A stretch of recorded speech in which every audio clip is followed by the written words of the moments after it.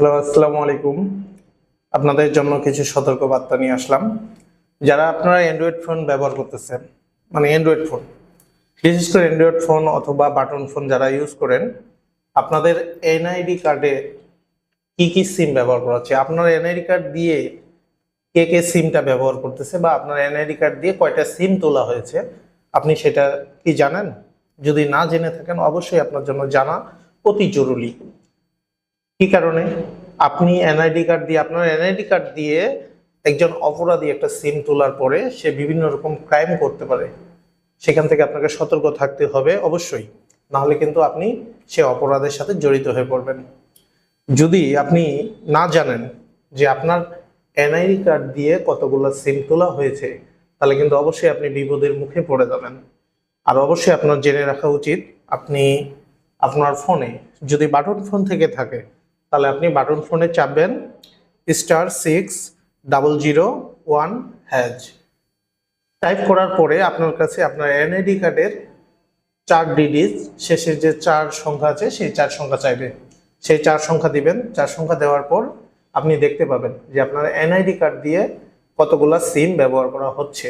গ্রামীণ হোক, জিপি হোক, অথবা আপনার রবি হোক, বাংলালিংক হোক, যে কোনো সিম ব্যবহার করতেছে কিনা সেটা আপনি অবশ্যই দেখতে পাবেন। আপনার এনআইডি কার্ড দিয়ে কি কি সিম তোলা আছে, এগুলা কিন্তু জেনে রাখা অবশ্যই প্রয়োজন। আপনাকে যেটা বললাম অবশ্যই সেটা দিয়ে টাইপ করবেন। আবারও বলতেছি, *16001# টাইপ করলে আপনার শেষে এনআইডি কার্ডের 4 ডিজিট যাবে। 4 ডিজিট দিয়ে আবার সেন্ড করবেন।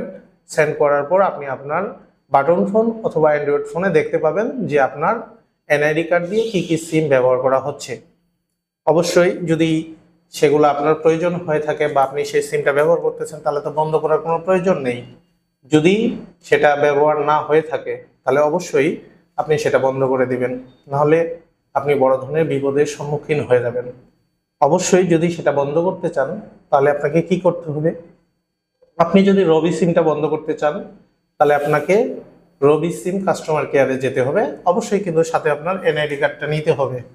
আপনি এনআইডি কার্ড রবি কাস্টমার কেয়ারে গিয়ে সেখানে গিয়ে আপনি আপনার বলবেন যে ভাই, আমি এই সিমটা আমার আয়ত্তে নেই, এটাকে আমি বন্ধ করে দিব।